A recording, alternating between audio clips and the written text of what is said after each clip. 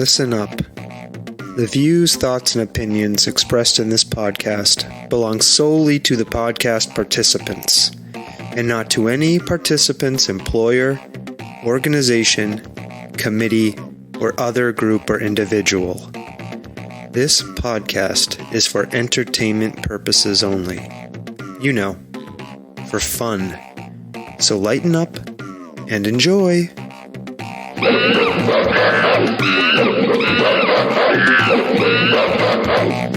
Oh, Stomping Jen. Yes, Sawtooth Frank. Here we are once again. Another podcast. Recording the Soft Serve podcast. I'm really excited for this episode. We have on actor, writer, and producer Greg Sestero. He is the New York Times best-selling author of the Oscar-nominated The Disaster Artist. That was a book that was turned into a movie.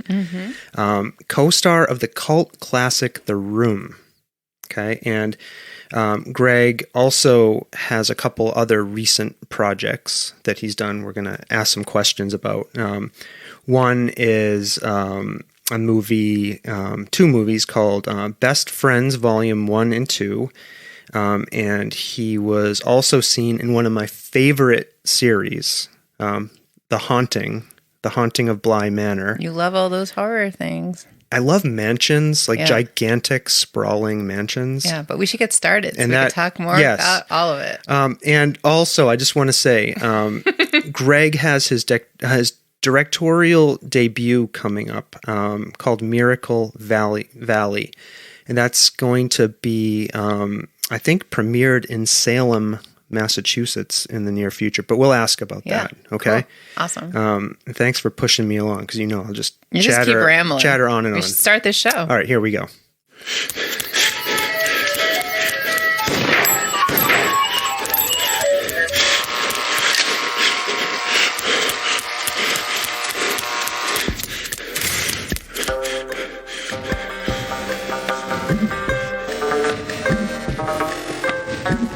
Soft Serve Podcast. Creamy, delicious ideas without the creepy truck.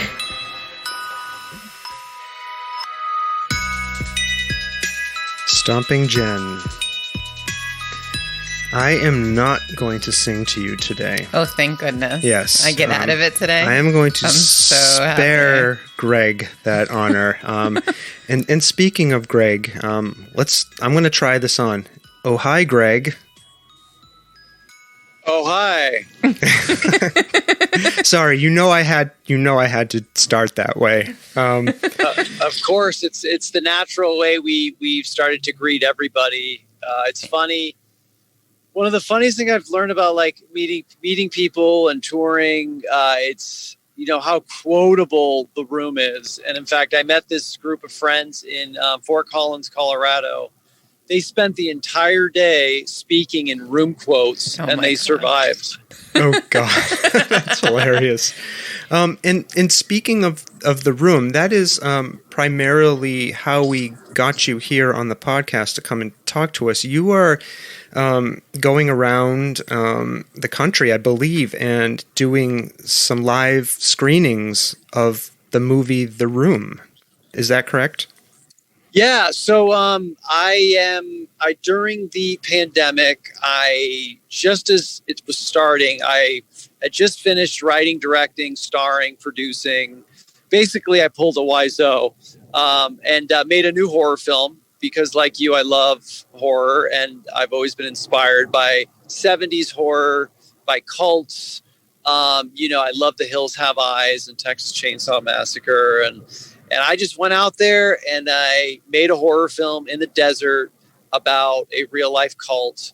And so throughout the pandemic, we've been working on it, tweaking it. And so now we're finally taking it to Salem Horror Festival on October 1st. And so I have been touring, cities in the past month. And we're showing the teaser for the new movie called Miracle Valley, before The Room, giving, because it's not public. So, kind of giving our audience a tease of what's coming next and getting kind of back on track and meeting fans, a lot of new people that are coming to see The Room that have never seen it with a crowd. So I think during the pandemic, a lot of people discovered it and talked about it. So it's been cool to get back out there and talk about, these new projects coming up. Yeah, I wanted to ask you about that. Your profession is in the entertainment industry and in film, and along comes this pandemic that, destroys or makes it very difficult for you all to even make films and movies. And as a consumer, I was devastated when they shut down the theaters, because movies are my absolute favorite thing, like my escape kind of from the day-to-day of life. And there's something that I enjoyed as a child. I would go to the theaters. At the movies. Yeah. And I mean, could you tell us just a bit how you persisted through all that? So luckily we had finished Miracle Valley production just as the pandemic was starting. So while it was going on, we were able to work remotely on post-production. Oh, nice. But what was crazy is we were getting ready to film like November of 2019, and our DP was saying, hey, it's a little tight. We could use a few more months of pre-production and planning. Why don't we push this till spring 2020 and then really take our time? Oh, God. And I remember thinking, you'll never be fully ready to make a film. Let's just dive in. Everybody's on board. Let's just see what happens. And so I'm so glad we pushed through. And what was great is we got to film at Falling Water, Frank Lloyd Wright's masterpiece in Pennsylvania. And luckily we did all those scenes, before all this happened. Because like you were saying, it's going to be really hard to go all out and make movies the way we used to, because there's so many restrictions and so many things we got to deal with. So luckily I've been able to work on this film, and still be creative through this whole process. And if I'm remembering correctly, you're one of the first, if not the first production to film in that Frank Lloyd Wright Falling Waters building, right?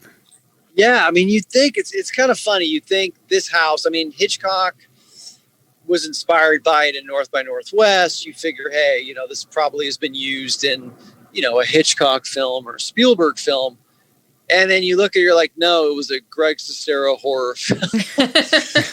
So it's, sometimes you just got to ask, and you got to, I think Woody Allen said 90% of success is just showing up. And I took a tour of it when I was visiting Pittsburgh, and it's a gold mine. It's just an incredible spot. And I thought, what a great place to have a scene in a movie. And, luckily we were given permission to do it and got to film there.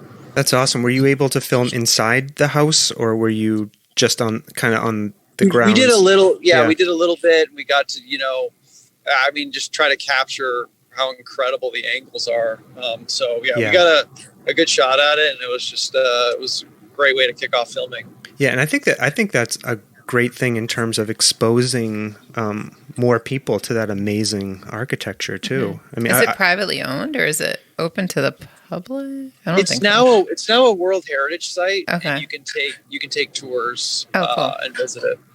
That's cool. Greg, before we dive kind of deeper into The Room and The Disaster Artist and some of your other projects, I just wanted to ask you just a little bit about kind of how you got into acting and how you got to this place that you're at now. You were born in California, right? And you grew up between the United States and Europe, traveling around. Yeah, French was my first language. I spent a lot of time in Europe. And when I really fell in love with storytelling and acting, it was funny. I'd taken a trip to Walt Disney World in Florida. And I remember when we were leaving, I felt this immense depression, as 12-year-olds do when they leave Disney World. That's right. And so it was summer. I was having to go back to school, and all I would think about is being back in Disney World. Like, how do I get back there? Being in that world. I didn't want to come back to the real world. So instead of doing homework, I combined my two passions, which was Home Alone and Walt Disney World. So I spent my time, and I don't know why I did this. I'd never done anything like it before. I started writing a script for a sequel to Home Alone based in Walt Disney World, where Kevin and his older friend, me, fight off the bandits that have escaped jail and now work as janitors at Walt Disney World. I want to see this movie. I know, for real. And so I went full on and wrote the script. I mean, every night I storyboarded, I planned, I drew the cover, what the movie should look like. I did the credits, and then I tracked down John Hughes. He had an office in Lake Forest, Illinois. I tracked him down. I sent him the package with a cover letter that said, by combining the Home Alone franchise and shooting it in Disney World, you're going to get the great marketing aspect of Disney that could really help this film. And I sent it all in, sent the package. And then month or so later, I received a handwritten note from him that said, he's really impressed and believe in yourself and, don't stop following your heart. And I was like, oh my God, this movie's getting made. And then I read the legal letter that said we're returning your script like unread and unopened. Oh, boo. And I was like, wait a minute. I thought this was happening. I thought I was going to be back in Disney World. I was going to no longer be in school.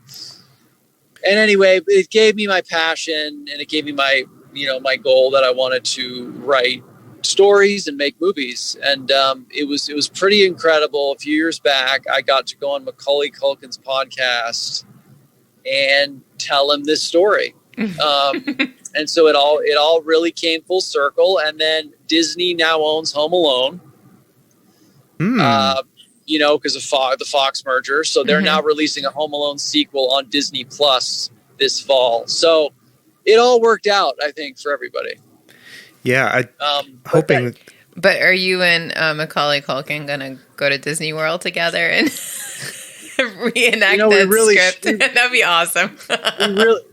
we really should. And, we had talked about doing a live read of the script. So I hope someday that we get to live out that dream. That's awesome. That is fantastic. And how old were you when you sent that into John Hughes? I was 12, about to turn 13. Wow. Yeah. That's awesome. That is really awesome that they sent you back a letter. And it sounded like that was partly kept the spark alive, even though they said to you, we're returning you the script for legal reasons. It sounds like maybe John Hughes writing to you was meaningful in some way. Yeah. I fully believed it was going to happen. Like, I had a dream that John Hughes drove up to my house in a red Ford Explorer. I don't know where that came from, but he showed up and he brought the contract to my parents, and we're signing the contract, and I'm like, oh, it's this is happening. Mm-hmm. And it took me a while to get over it, and then I looking back, when the opportunity came up, when people started discovering the room, I thought, I'm going to tap back into that passion of writing and telling stories, because this is now a story I went through that I can write about. So the Home Alone, saga planted the seed. Yeah. And before The Room, and before some other roles you had, you spent some time in Italy too, working as a model. Am I right about that? Yeah, it was summer of my junior year in high school. It was during that 90210 craze. And my brother, I used to always wear a hat backwards, like skater, long hair, surfer. And my brother was like, if you just cleaned up a little bit, call me crazy, but you kind of got the, Dylan, Luke Perry look down. Why don't you rock that and go to school and see what happens, And so I was like, it was such a fear, because I was in such a comfort zone of this kind of look that I had. I was really quiet. So over Christmas break, I went for it. I got a haircut. I even went so far, I don't think I've ever really talked about this, but I even went so far to make a fake earring out of a paper clip. Oh my goodness. That I proceeded to wear to school. Wow. And I changed my wardrobe, and I showed up, and everyone was like, "Oh, damn, Mr. 90210." People were, and there was that show that Jared Leto was on, My So-Called Life, yeah. And everyone would call me Jared Leto. So all of a sudden I was like transformed. And then the dude who sat next to me in my chemistry class told me, he's like, wait a minute, that earring seems to be like in a different spot every day.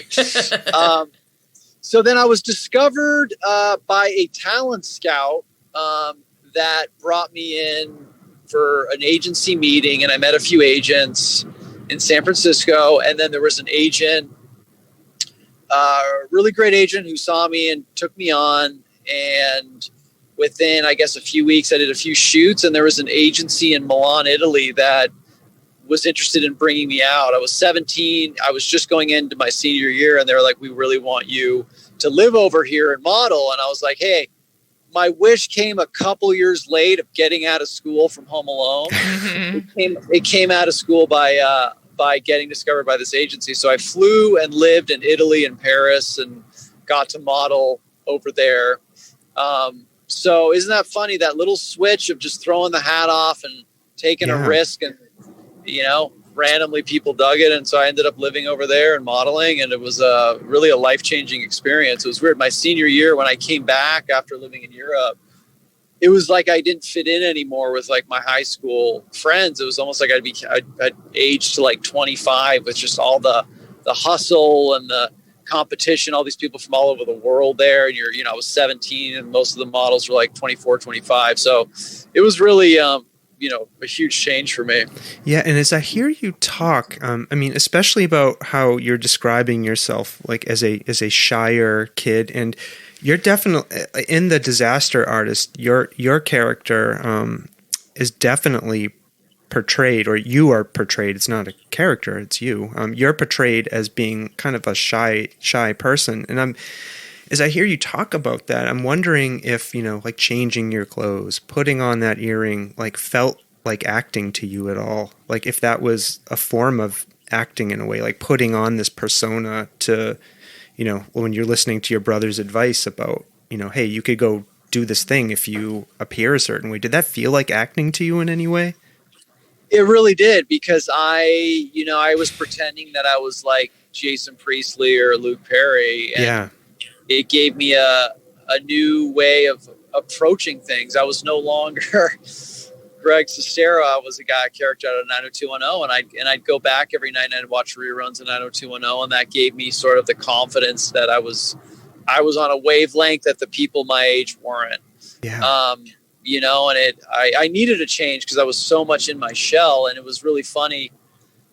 Junior prom was coming up, and I was so shy. I didn't ask anybody, and all of a sudden, like almost everybody was gone. And I was like, here I go again. I don't speak up. This has always been a problem I've had. And it was that weekend where I was like, you know what? I'm going to take a chance. I'm going to show up at one of the most popular girls' house. She's a senior. She doesn't even know who I am. I'm going to show up to her house with flowers and ask her to prom. That's like my last chance to make a splash, or I literally won't even go with anybody, right? Yeah.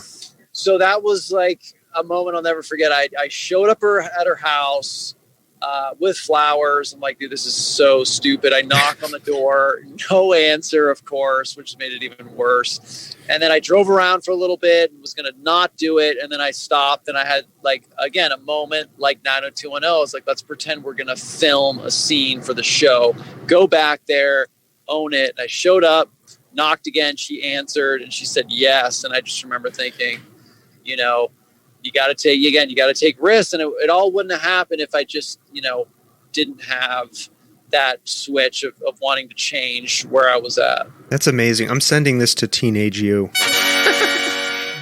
This is like straight out of a John Hughes movie. This scene, and I could like imagine it in my head. Yeah. Oh no, it really is. And you want to hear something really ironic? A few years, let's say, 10 years later, I'm at a casting in Hollywood, and I go to sign in, and I look down on the sign-in sheet, and I see her name, and I never forgot her name. No kidding. And I look up, and she's there, and she comes up to me, and she's like, "Oh my God, you you modeled in Italy. Like my mom heard all about it, and we ended up catching up, and it was like so bizarre how, you know, meaningful that moment was, and how, you know, a lot of times in life we don't do those things, and we don't know what our life could be, or those moments we could have if we just said screw it and just went for it. Yeah, that's amazing. The other thing I was wondering about, having to live between different countries, like, and go back and forth. In my mind, that would require somebody to, you know, be able to put on different personas depending on kind of where they are, and maybe kind of that's a form of acting too. And I was kind of curious if you felt that when you were going back and forth between countries, and if that had any influence on you, you know, becoming an actor and feeling like you could be an actor. You know, it was funny. I never had a great time fitting in with people my age. So the school environment for me wasn't ever something I loved. So once I was free of that and got to go, you know, model in Europe, I ditched the earring thing. Mm-hmm. I kind of was a lot more comfortable. And a lot of people would always tell me, even when I was over there, that I was a lot more of like an old soul. I seemed a lot more mature for my age. So I kind of was able to be more myself once I left school, because it was more adventurous. I was now with a bunch of people I didn't know. There was a new goal in mind. I wasn't chasing good grades, which I never really got anyway. But, you know, I was chasing something I was a lot more passionate about, because I loved film. I loved magazines. I loved, you know, photo shoots are a form of creativity. So I was a lot more in my environment at that point. Mm-hmm. Yeah. And, so when you moved back to California after you were done modeling, you studied at the American Conservatory Theater in San Francisco. Is that where you kind of landed next? Yeah, I got back from modeling, and while I loved the experience, I still, like, film was what I really wanted to do. So I decided I was going to jump into acting and really train and try to figure that out, because I had gotten a few roles. I was on a show called Nash Bridges, and I met an actor who hooked me up with his agent, and I had a meeting with the agent. They're like, you know, you need to be studying. We need to be able to send you on an audition and know that you can deliver. So I said, I'm going to spend the next 3 to 6 months just training and learning the craft. Mm-hmm. Was that training, did that feel useful to you? Did you learn skills in that school? I would say a little bit, but to be honest, you know, it wasn't really that transformative. I say at this point with acting, it's really about just knowing yourself and life experience. If you have life experience and you've gone through things and you're comfortable with who you are, you can really portray those on screen without any hindrance. But when I was 18, 19, you know, I'd watch these movies. I'd want to be like Harrison Ford or Brad Pitt. And so the scenes I'm doing weren't really carrying a tremendous amount of weight as you're watching on screen. So the more I've read actors' biographies, you know, and I was big into James Dean and Marlon Brando, you know, those guys had a lot of trauma at a young age. And what you're watching is really just them on screen. You know, there's a lot of anger, a lot of emotion. So I don't think I needed more time to just, you know, have life experience and learn about myself. But, you know, it was a way to, you know, to go to class and meet people and learn scenes and just, you know, again, one of the biggest things I think with film is meeting people, building a team. It's a creative process to make films, to make videos, and the better people you have around you, the more of a team you have around you, you have a better chance of making that happen. And so that's kind of what happened with me. I met a very peculiar man in one of those acting classes that changed the direction of where I was going. Yeah, and that peculiar man is Tommy Wiseau, right?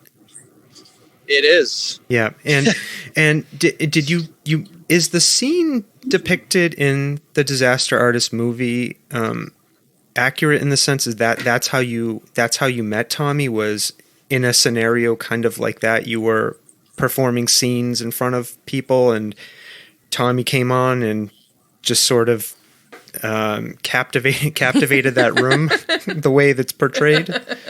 Yeah, I mean, yeah, with the film, they're always condensing stuff. I mean, I wasn't that shy. Like I had already been booking commercials. Yeah. I was like already working in San Francisco, and I had done some solid work in the class. You know, so it wasn't, you know, quite that extreme, but I had done a scene that, you know, didn't go great. And then Tommy went up there and everybody in the class was sort of laughing and like, oh my God, this is so uncomfortable. And he would argue with the teacher.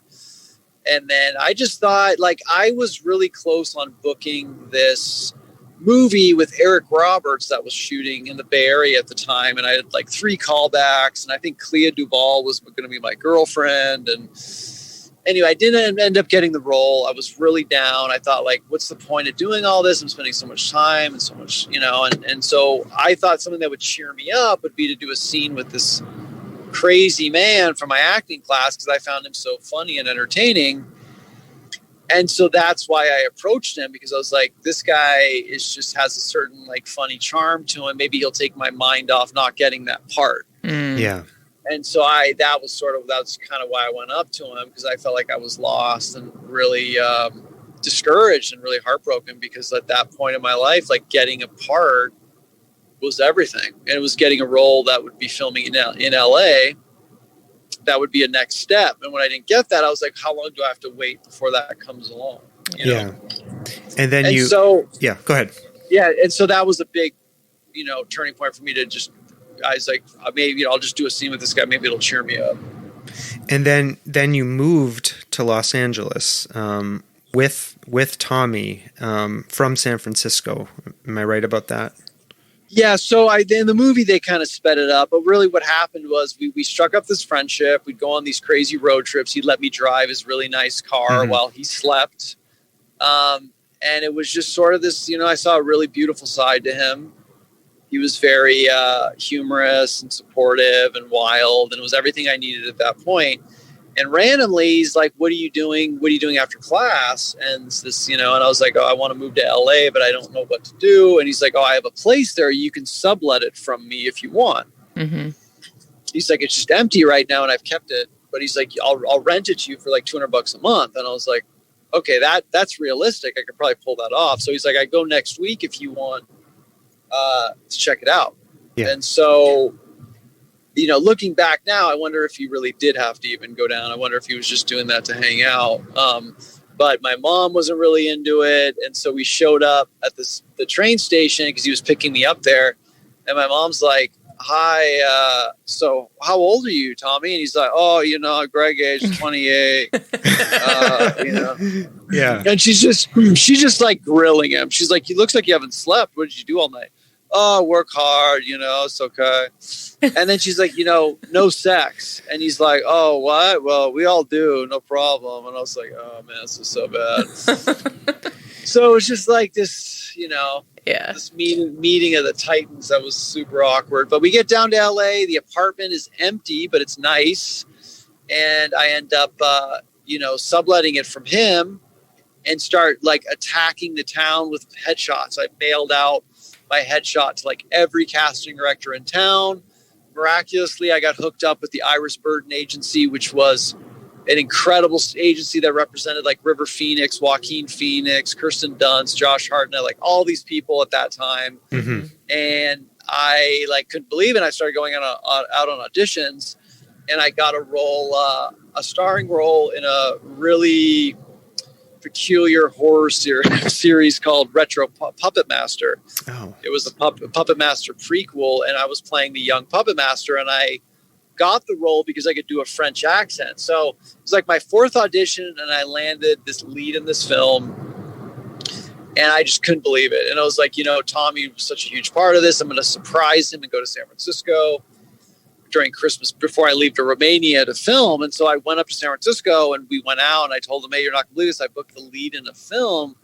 And he's like, oh my God, give me candy. And I was like, what? Candy. I didn't quite understand. Yeah.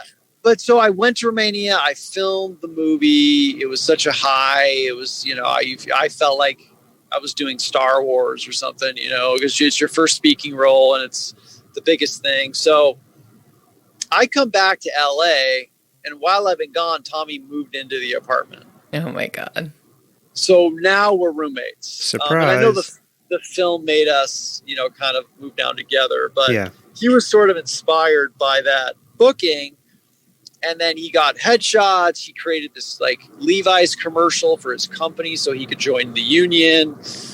And we were there basically living as actors in that apartment. It was one of the most bizarre, uncomfortable, years of my life that I spent a lot of the time out of the apartment. But it was sort of necessary because it was during that year that The Room was born. It was out of that, difficulty of not fitting in. I know for me, I was going out on all these auditions and Tommy was trying to find an agent. We were like opposite ends of where we were at in life, but that sort of brought that, that culminated in the birth of The Room. And was it during that time you were living together in that apartment that Tommy began writing The Room? Yeah, I took him to see a movie called The Talented Mr. Ripley, and I just figured it's a good lesson in how to treat your roommate and how not to treat your roommate. And so he decided after seeing that movie that he can beat it, and he's going to show Hollywood that he'll create a drama. People won't sleep for 2 weeks, and he, told me I'll play the character of Mark, like this guy Mark Damon. Like Matt Damon. Oh my God. Yeah. Matt Damon. And so he started typing behind the black curtains that he put up that separated his part of the room, and he started typing away the script. Oh, that's crazy. That's amazing. So he wrote it to try to best that movie. Is that what I'm hearing you say? Yeah. That's awesome. You were saying, like, if they think that's a drama, wait till they see my drama. Oh my gosh. Yeah, and I've done some reading on the film, and I've watched the Disaster Artist movie, and people describe the film as one of the worst movies ever made, and I guess that's something that can be debated.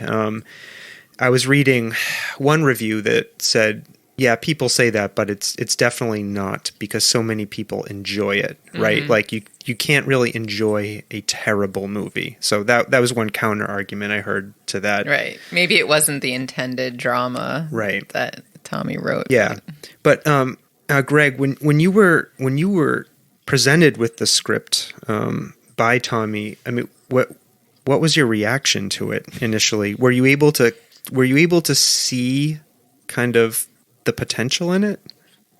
It was so him, because every character in the original script spoke like him.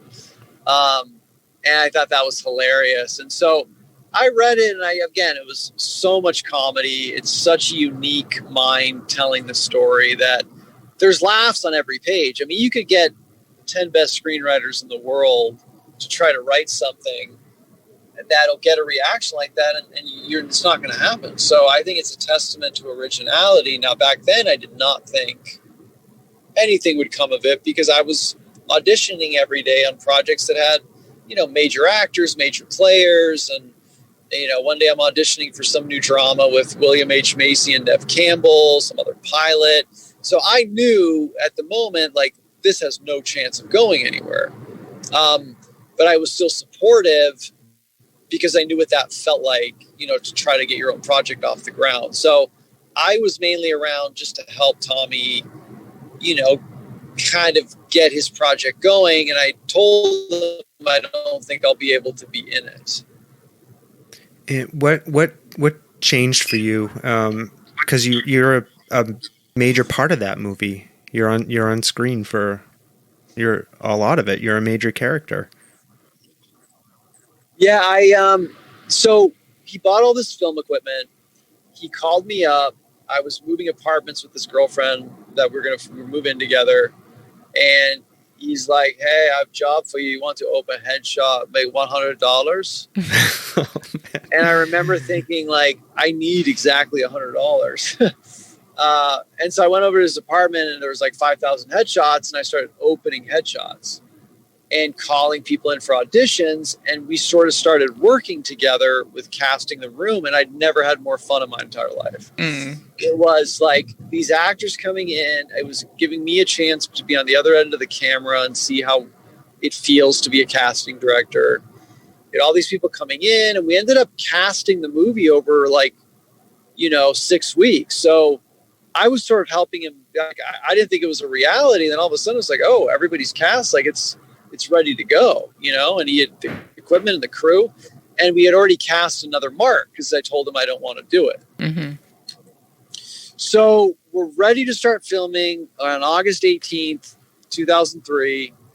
We're out at dinner, and we're just like hanging out, and a few girls come up to our table, and Tommy's like, "So what do you girls do besides drink?" And I'm like, "Okay, this isn't going to go well." So we leave the restaurant, everything's cool, and then he tells me, "Hey, you really should play Mark. If you don't play Mark, it'll be the biggest mistake you've ever made." And I'm like, "Oh, we're doing this again? Come on, dude, this is done. We've already cast it. It's over."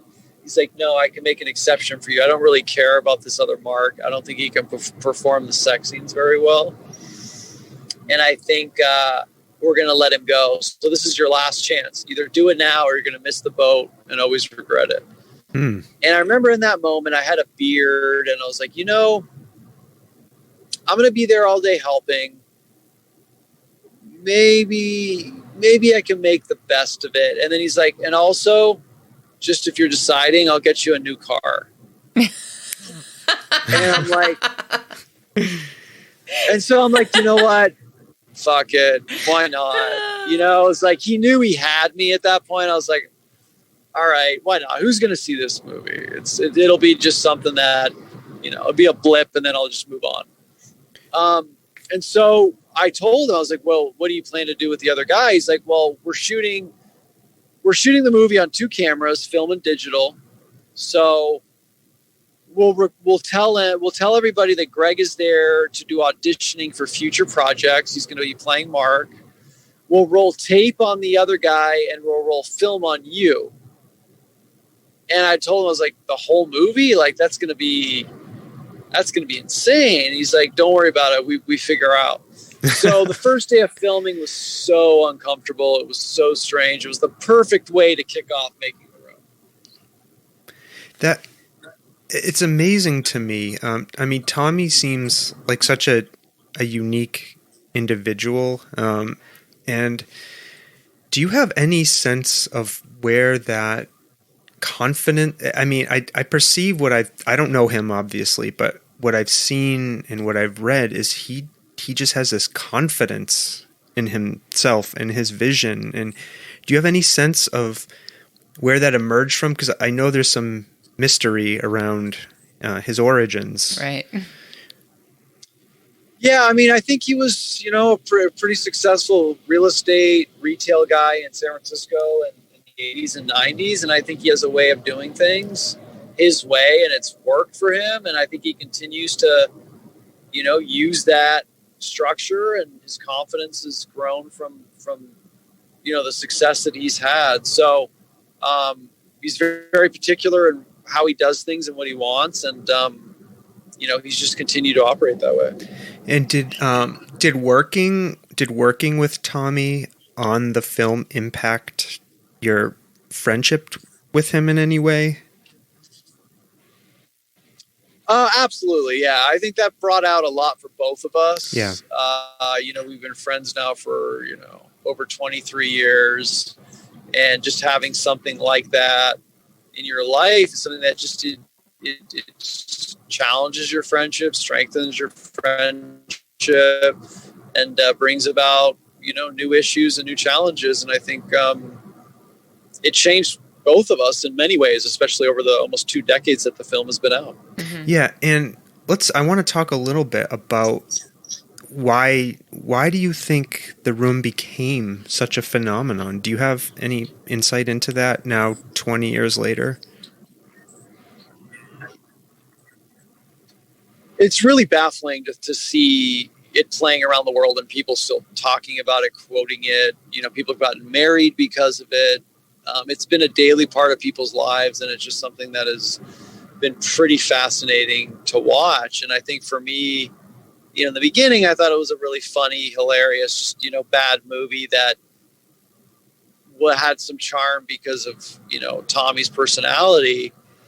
But all these years later, having traveled the world, been at theaters around the world, made my own projects, it's really, really difficult. And maybe very few films, especially indie films, have done it where they've created a lasting work that people still talk about and are a fabric of their everyday life. And The Room is one of those movies. And it's just, for me, I've stopped thinking of it as like, oh, the best, worst movie or so bad it's good. I'm like, dude, this is something that I can't believe what it has accomplished. And to me, if you remove the content in itself, it's like, I think, the film is a big success and continues to grow. And like, I'd love to create something that has that effect. And I'm sure a lot of other filmmakers would love to as well. I mean, how many, I was a huge fan of Don't Breathe, the horror film, and the second one came out, and it's, it's mid-September and people aren't even talking about it. And it was out a couple weeks ago. Mm-hmm. Yeah. So I think there's something about The Room that is, truly a testament to originality and someone believing in their voice and their vision and having something to say. And it's so alien-like, of course, and so different, but that is what keeps people coming back. Yeah. And it's popular enough where, I think Tommy does some of these live screening events as well. But you can go around the world and do these, events, and attend The Room. And a viewing of The Room, much like Rocky Horror or other cult films, is a interactive experience. It's an interactive experience. Thank you, Stomping Jen. Yeah. Do you have any thoughts about what happens during those films? I have a list of things here that I was doing some research on this, and the people yell out various things as the room is playing. I liked this one. One of them, I don't know if you've ever heard this. This was off of a website. One of them was testosterone. Anytime Mark, your character, appears, appears on the screen. But spoons play a big role in the live viewing of The Room. And I'm curious, have you witnessed this and didn't know if you could describe to us what happens with these spoons? The spoons are probably the most unique draw because everybody's curious about them, and it's so random how it happened. It's just a frame picture of a stock photo of a spoon that is on the living room table that these film students discovered in LA and started yelling spoon every time they saw it. And they started bringing plastic spoons and throwing them every time it would show up. So it became a thing that just caught on. And it was just by accident. It was the script supervisor was like, Tommy, you need to put a photo of you and Lisa in the frame. And Tommy's like, yeah, this is an amusement park. We don't have time. And so there he's like, okay. So it just remained a picture of a spoon. And that became something that was so unique in the movie. So a lot of times we make creative choices and we don't make creative choices that really help us. And that's kind of the beauty of filmmaking. And that's such like a butterfly effect choice. Like there's no way anybody could have known that would result in one of the funnest parts of seeing this movie with a bunch of people. Mm-hmm. It is. It made the experience even, more universal. I remember Daniel Kaluuya from Get Out, and he went and saw The Room in Prince Charles Cinema in London. He said it was the most fun he'd had in a cinema, throwing spoons at the screen, spoons hitting him. And he was like, what the hell is happening here? So he, it just adds a dimension that goes beyond what's on screen. Yeah. And you're coming to our area of the country, which is Massachusetts. You're coming to Amherst, Massachusetts to Amherst Cinema to do one of these live screenings of The Room. And how does that typically work for you, Greg? Do you do like a meet and greet at the beginning, then you watch the film, and then there's a session after? So yeah, we'll do a meet and greet. We'll do a Q&A. I've been showing. I made about a 25 minute behind the scenes documentary about the making of The Room. I had all this incredible behind the scenes footage that we filmed while we were making it. And then I put interviews with the actors about their experience making it. So it's a really great warm up. It's called Making of a Disaster. And we show it before the screening. We also sometimes do a live read of one of the scenes from the very original script of The Room. Oh, wow. While Tommy and I were roommates, which is even more insane. And then, and then obviously we do, the Q&A and get to talk to fans afterwards. Yeah. What's the most enjoyable part of a tour like this for you? I think it's a mix of things. I think it's meeting new people that have never seen it or people that have discovered the book and have questions about the story. And then it's really cool to show people what you're working on now and surprise them. Like I remember before 2020, I had filmed the episodes of Haunting of Bly Manor, and I got to kind of surprise the crowd with that. Mm-hmm. Because people were so big into Hill House, and they were like, they couldn't believe that I worked on the new season. So it's always fun to, get to reconnect with people you've met before, people you haven't met, and then share, your work of what you're up to now. Where was Bly Manor filmed? It was up in Vancouver. I love that series. As I was saying in the beginning when I was talking to Jen here, there's something about movies and shows that have haunted houses that I absolutely love so much. What was it like? I'm a big into that too. Yeah, I was. Yeah, and hearing you talk, I can hear you're a long time fan of the horror genre, and you have your new movie coming out, Miracle Valley, which is in that genre as well. Had you always?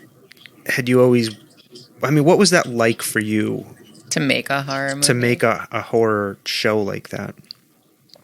It was really fun. I mean, Mike Flanagan, I didn't know, but he was a fan of the book, The Disaster Artist, and he, I guess, had tried to get the rights to turn it into a film, which I didn't know about. So, it was really cool. He offered me the cameo on the series, and we got to talk about his filmmaking process and his love of horror, and it was just a really exciting, fun time to be on that set, which was just absolutely beautiful, and work with some amazing actors. So, and then lead into making Miracle Valley. So it was a great few months there. Mm-hmm. Yeah, getting that warm up. Yeah, and back to the Room tour. I was kind of curious. You must do a lot of kind of traveling around for these events, and what is the most challenging part of that for you? I mean, it's different now because I think you had 18 months of getting a chance to relax. So, now it's sort of you're just grateful to be with people and meeting people. But yeah, I mean, I think international travel is always challenging. Flying to a bunch of different cities and places. But, to be honest, as an actor or writer, you work so hard to get projects that find a rhythm. And so when you get those opportunities, you're just really thankful for it. So I just I see a lot of it as a positive and a chance to meet people and make new films and have a place to show them. Yeah. I want to ask you a little bit about your memoir. I'm going to read the whole title for people so they can go out and read this and find it and buy it. It's The Disaster Artist, My Life Inside the Room, the Greatest Bad Movie Ever Made. You released that in 2013. And I was just curious, at what point did you say to yourself, I really need to capture what happened in terms of my experience making The Room as a memoir?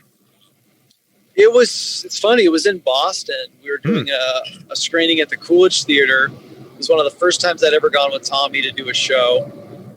And I just saw the hunger and the excitement for this movie and the questions about how it was made and who are you guys? And I thought, it's a great chance to tell the story. And at the same time, I thought, this story in itself could make a great film. And so I interviewed Tommy about stories about his life coming to San Francisco. And I just kind of started taking, a bunch of notes on what this story could be. And I pitched it to a publisher, and Simon & Schuster, I guess, had fans of The Room that were there, and they were really into it. And they didn't know what they were going to get. And I didn't really know what this book was going to be until I sat down with the personal story and the story about friendship, which hit me much harder than the making of The Room. And then I realized we got to tell both stories.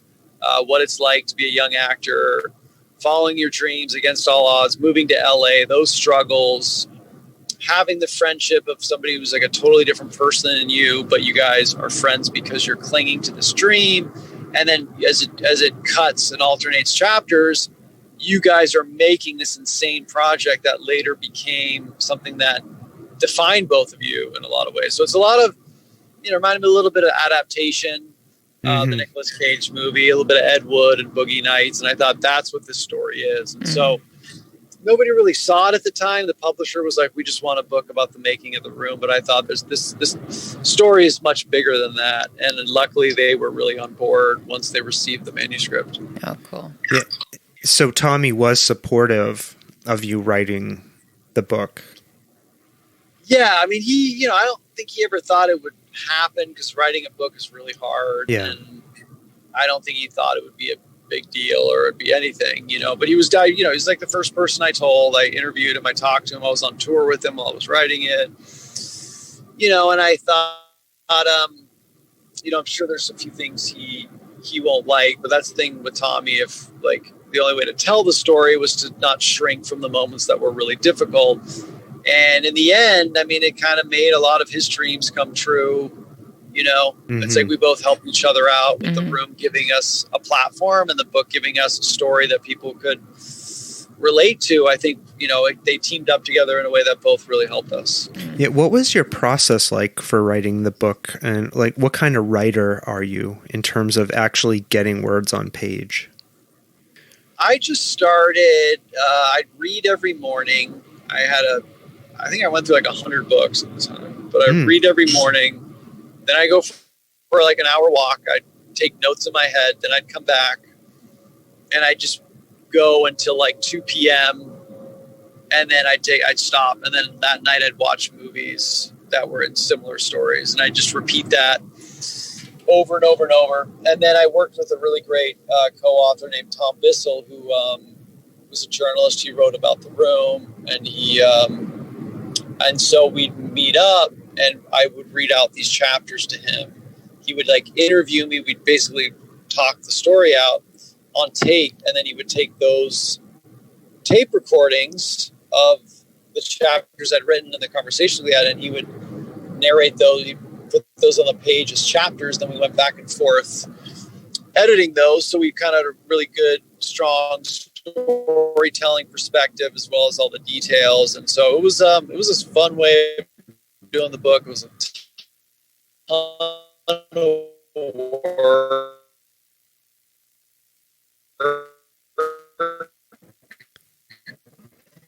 Yeah, a ton of. We also had amazing. It really helped tell the story and really helped it needed that were funny, but you can really connect to. Yeah. How long did it take you to write the book? It was like about a 3-year project by the time it came out. Oh, wow.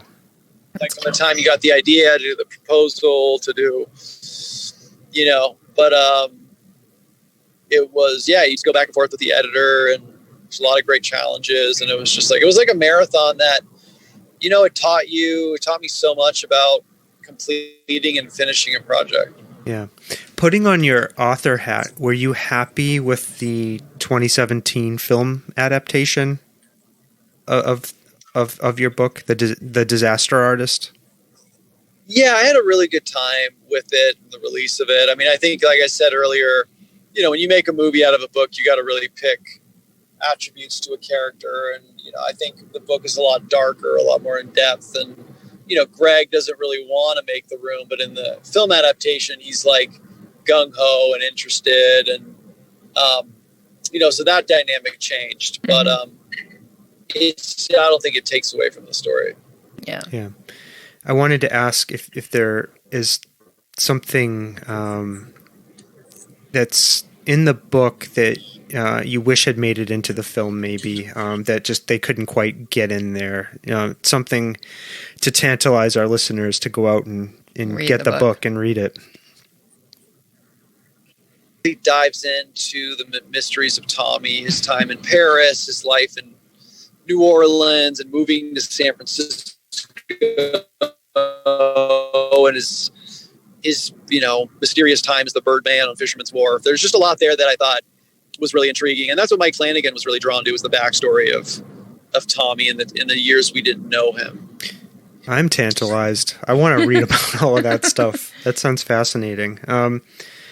So that led you. I mean, The Room wasn't the end of your on-film collaboration with Tommy. You filmed 2 movies with Tommy after that, Best Friends Part 1 and 2. Is there anything you wanted to talk about those with us about? Yeah, after The Disaster Artist, it was such a great experience to be on set, with Bryan Cranston and Seth Rogen and James Franco, and watch them make the film. I was inspired, and I kind of wanted more. I was like, hey, they worked so hard making that movie, but they had so much fun, and I would love to go out there and make a new film.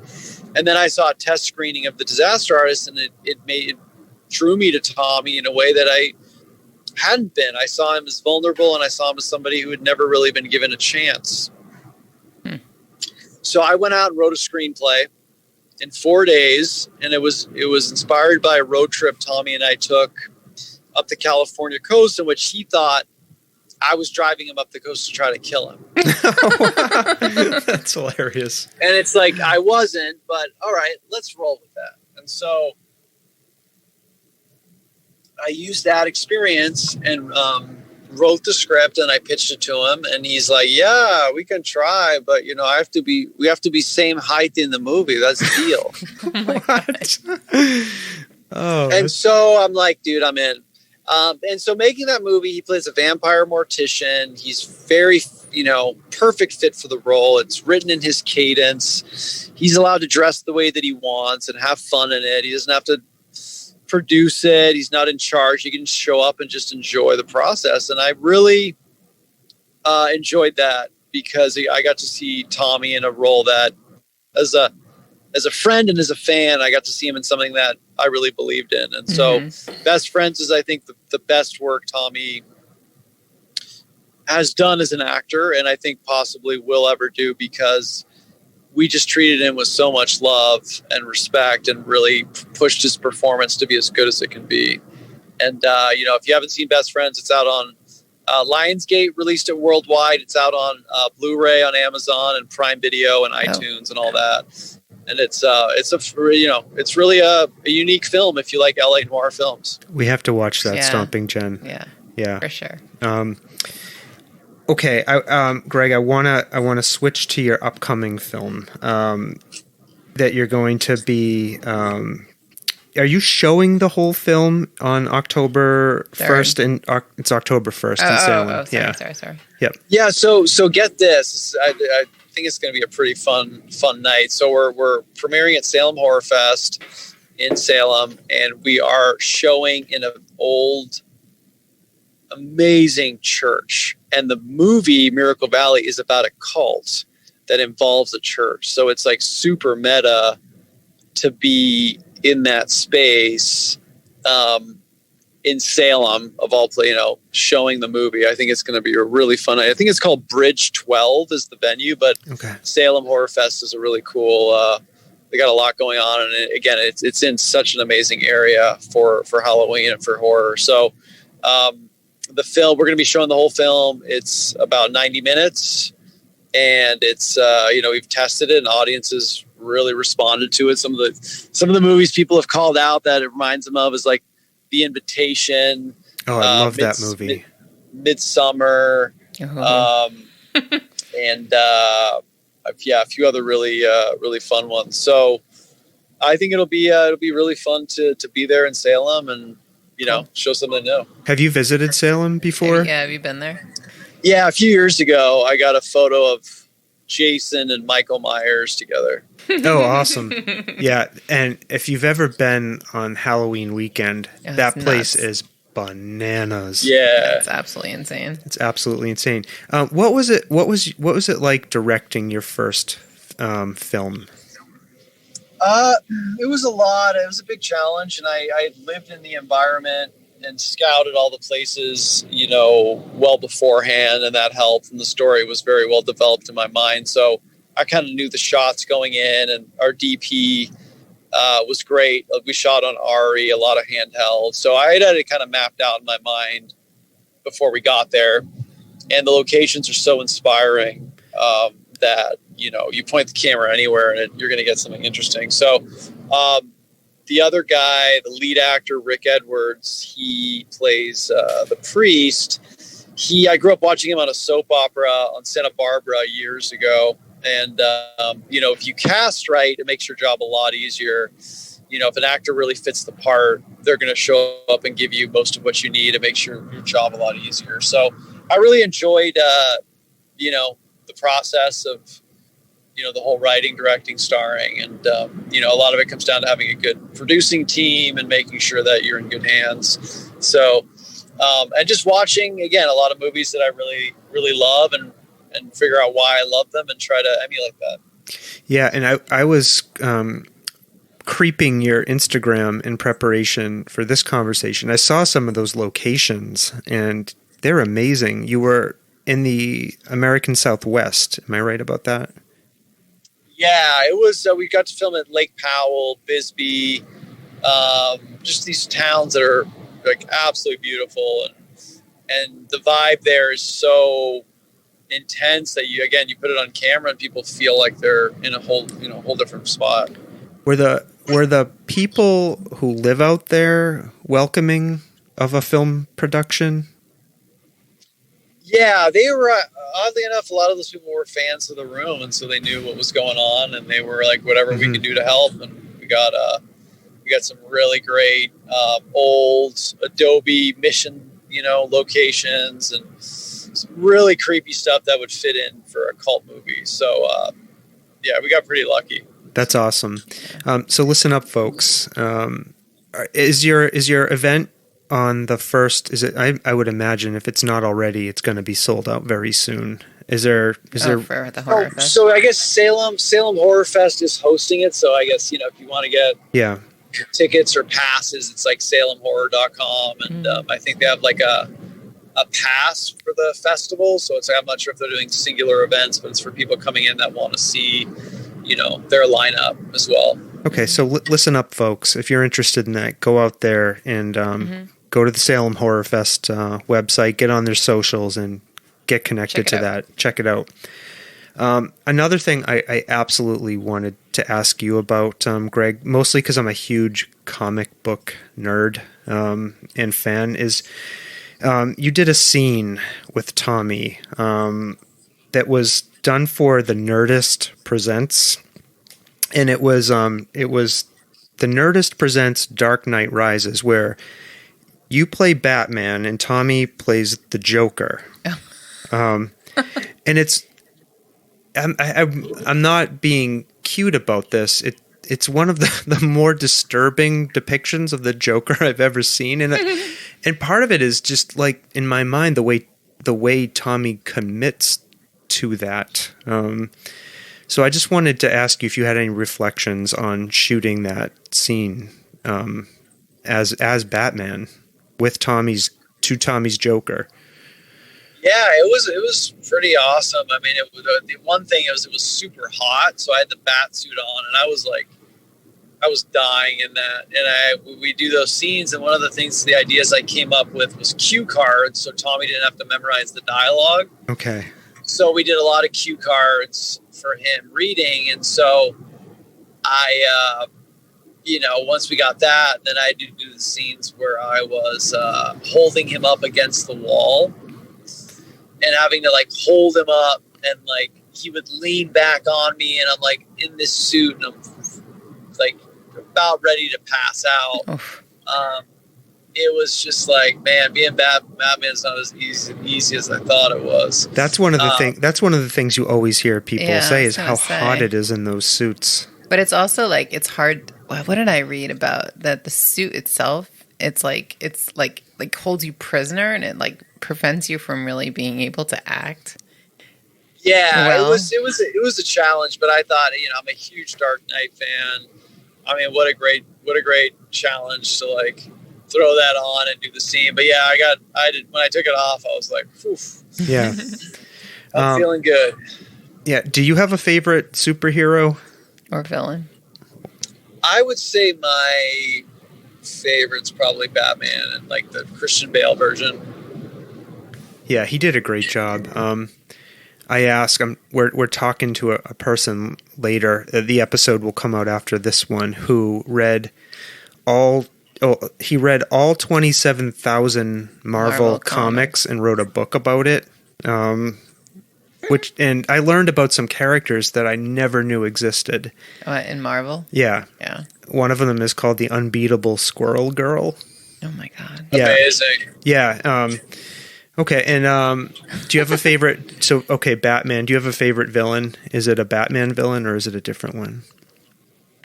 I'd say Heath Ledger's Joker, probably. Yeah. That was an inspired performance. Yeah, for sure. Although Joaquin Phoenix's Joker was pretty crazy too. Mm-hmm. But that was like it was a whole different thing too. It's a different thing. Because there's no Batman. Do you know what I mean? Yeah. And I don't know. It was a good day. That movie was a good surprise. Yeah. Mm-hmm. Yeah. All right. As we drive towards wrapping up, I wanted to kind of ask you if you had any reflections just on, your many, many years in the entertainment industry, just how things have changed, are changing. Some of that might be impacted by what's happened with COVID. I just was curious if you had any thoughts. Oh yeah, over the pandemic, over reflecting, I just realized, how a lot of the things I always wanted, really came true, and they came true in such roundabout ways that were so true to who I am. And I think sometimes we really want stuff that we think fits us, or it's like, oh, I deserve that, but we don't realize to stop and think, what do we have to offer film or storytelling or our audience?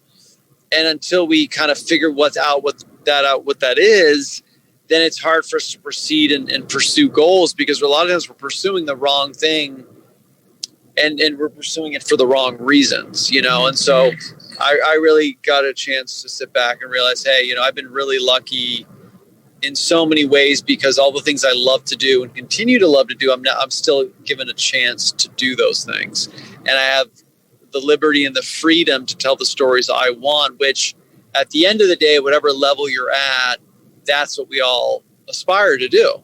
And so I was very grateful that, I have people who support what I've done at any level. And it's, I just want to continue to go out there and, make interesting, bizarre, inspirational stuff, and hopefully, continue to get a chance to show it.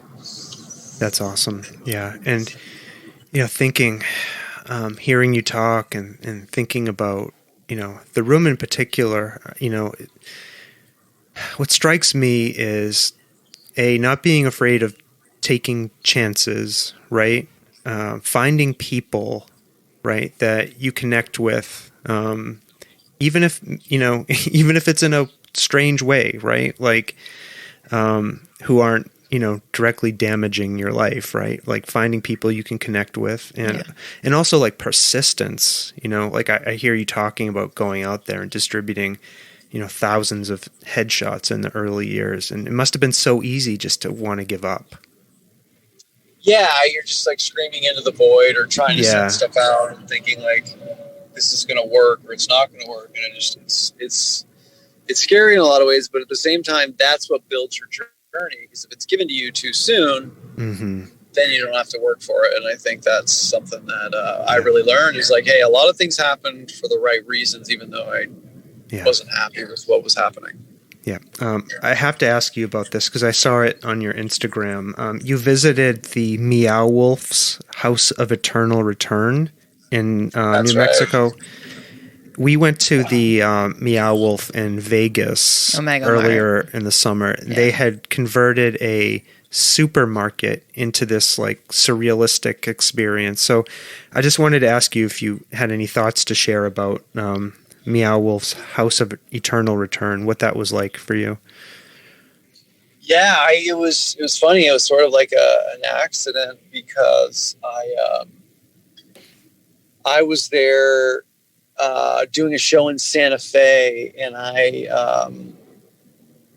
got delayed and had to fly out from a different spot. And I got in one morning returning to Santa Fe, and I had a morning free. And I don't know if you've ever been to Santa Fe, New Mexico. It's absolutely beautiful. No. The airport's like so charming. You just pull up and park, and you can park for a week and nobody cares. Oh my God. And so they messaged me on Twitter, I think, and they said, if you want to come visit. We'll give you a pass. And so I got to go in there. And the next thing I'm doing is I'm writing a UFO abduction movie. And so I got so many photos it was such an inspiring place to be in. I got so many photos of it, and I've kind of used that, inspiration for the new script that I've been writing. And it was just, it's kind of an artist's dream in so many ways. For real. They just opened up their third installation in Colorado called Convergence Station. Is that the one that's just like a house? No. That's the one that he went to. Oh, that's the one that Greg went to. That's the house in Santa Fe. And then the one we went to is the supermarket. And the one in Denver, I think it's Denver, is a train station called Convergence Station. And then they're also building one in D.C., but I don't know what the theme is for that one. Yep. Greg, I'm not going to ask you to reveal too many details about the script you're working on, but longtime listeners of this podcast will know I follow what's going on with UFOs, and now we call them UAP, Unidentified Aerial Phenomenon. I follow this. We call them. Those of us who take this seriously do. People in the know. Yeah. Do you have any? Do you follow this subject at all? And is it something you're writing a script about it? So can you tell us about your interest in the topic? Yeah, I when I was living in Arizona, I got really into it. I was a big fan of Fire in the Sky, and I'm supposed to interview Travis Walton very soon.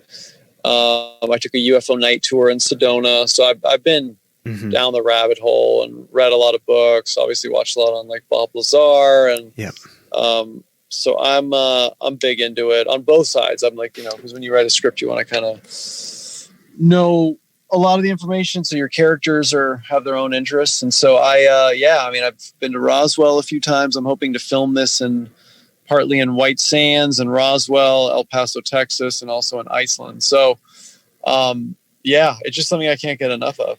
Oh my God. And you just I saw Sawtooth's eyes light up when you mentioned Bob Lazar. What's the name of that guy? Bob Lazar. Bob Lazar. I mean, what's happening in real life is kind of astounding for people who have been following this for a long time, which is basically, the federal government has finally admitted on record that there are, hundreds of these encounters happening every month that they cannot explain. They have no model to fit these aerial phenomenon into that makes sense. It's amazing. Yeah, absolutely. And that is like a new development, Stomping Jen. All right, Greg, I'm pulling you into a domestic dispute here that you don't need to be involved in. This rabbit hole. So we argue about this constantly. Oh boy! All right, I'm gonna drive us towards our last two questions. What do you like to do when you're not working? What are those things you like to do to kind of reconnect with yourself? And get away from the industry and kind of recenter? I like to spend a lot of time in nature, and spend time with family, and like you sort of got to kind of reevaluate, your creativity and refuel. Obviously I do a lot of watching films as well, but probably one of my favorite things to do though is road trips and get out and see the world. I mean, I think all that's left for me almost at this point now is there's 2 states that I haven't been to, and that's Alaska and Maine. And otherwise, I've pretty much visited all the states. So, I think just getting out there and finding new interests, I think, is really important. That's something I discovered with the whole UFO thing when I was in Arizona. I have to say, Maine is about, you can get to Maine in about an hour from Salem. So if you want to just tick that off your list and drive over the border. Yep, there you go. You can do it. Are you serious? Oh yeah, it's super close. Yeah, it's you can get there very quickly because there's a part of Maine that kind of drops south down towards Massachusetts. It's like a very short strip of New Hampshire that you drive through. You're pretty close up there in Salem. Yeah. Definitely under 2 hours, so you could easily scratch that off the list. That sounds like a great idea. We, in this podcast, we are also travel guides. All right, our last question. I promise this will be our last one. And you can. We ask this to everyone who appears, and you can interpret this any way you want. What have you experienced that you cannot explain? What have I experienced that I cannot explain? I think it has to be that feeling when everything was telling me not to do it, but something in the car that night when Tommy said, you have to do the room or it'll be the biggest mistake. And I did it. And I remember thinking, he's right or something. Mm-hmm. And I just remember, like, why did everything else said no, but why did I agree to say yes? And so it's like sometimes your intuition is so strong on things, they almost guide you. And a lot of times I think we fight against it. For some reason, the few times that I've been conflicted, I sort of let it take me that direction. Yeah. And that's something I've tried to stay more in touch with. Yeah, that's beautiful. My skin tingled. And I am convinced that sometimes that we experience time not in a linear way, but... Isn't time a flat circle? Well, kind of like that, like in the movie Arrival. Mm-hmm. Like I sometimes feel like we're able to tap into that, and we just... I don't know, Greg described it as intuition, but like we just know something is right, you know what I mean? And we have to do it. Mm-hmm. Anyways. Greg Sestero, that brings us towards the end here, and I just want to say thank you for taking time out to chat with us. I really enjoyed our conversation. I enjoyed hearing about your journey involving the room, all of the projects you're working on. So thank you. Right, and if you're in the Amherst area... Yeah, so listen up. October 3rd. Listen up, folks. October 3rd. You want to go and see a live screening of The Room, right? Starring Greg Sestero and Tommy Wiseau. You must go. It's going to be a lot of fun. We only touched on some of the incredibly entertaining things that happen during the live screening, but there's lots of other fun things that happen there. Mm-hmm. And you'll get a chance to meet Greg. Greg is going to show this documentary about the making of The Room. There's going to be a Q&A afterwards, so get your tickets. I know the first screening sold out. They added another one, right? So get on the ball. That's right. Okay. Thank you. Does that tour keep going around the country? Or... Yeah, for the most part, with the new film, we'll be doing events through October as well. Mm-hmm. All right. We'll do stuff in New York in October, just throughout the country, kind of combining both films. Yeah, cool. And this is, you're going to have time. You're going to be listening to this before October 1st, some of you. So if you're in the Salem area, if you're in Massachusetts and you can get there, check out the Salem Horror Fest website and you can get a ticket to see Greg's new film. He's going to be premiering it there, called Miracle Valley. It sounds like I want to see this film. Yeah. So Stomping Jen, I might be heading out there. You're going to go out there? Possibly. All right. Okay. Our fans. Is there anything else? Oh, you're so good, Stomping Jen. You didn't ask him. I know. I'm just like a freight train. Greg, I'm going to open the mic up to you. Is there anything you want to tell us? Anything that we missed? Anything that we missed? No, this was great. I really enjoyed it, and I can't wait to come to Amherst for the first time. Yeah. Awesome. We can't wait to have you here. Thanks, Stomping Jen. Fans, you heard everything you need to do, so go do it. We want to say thank you to you. We love you. We love you. What else? Subscribe, download, tell a friend if you like what you've heard here. Yeah. Tell a friend about us. Episodes. Share the episodes. That's it, right, Stomping Jen? Pretty much. All right, Greg. We have a tradition here. The way we sign off is everybody goes around and just says bye now. That's what we like to say here. So we'll invite you to give us a bye now, and then we're going to sign off. All right. Bye now. Bye now. All right, folks. You heard it. Bye now.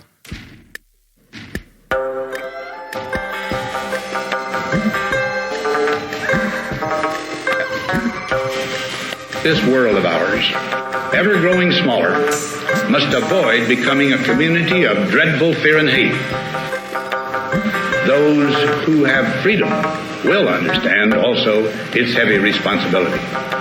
That all who are insensitive to the needs of others will learn charity, and that the sources, scourges of poverty, disease, and ignorance will be made disappear from the earth. And that in the goodness of time, all peoples will come to live together in a peace guaranteed by the binding force of mutual respect and love. I shall never cease to do what little I can to help the world advance along that road.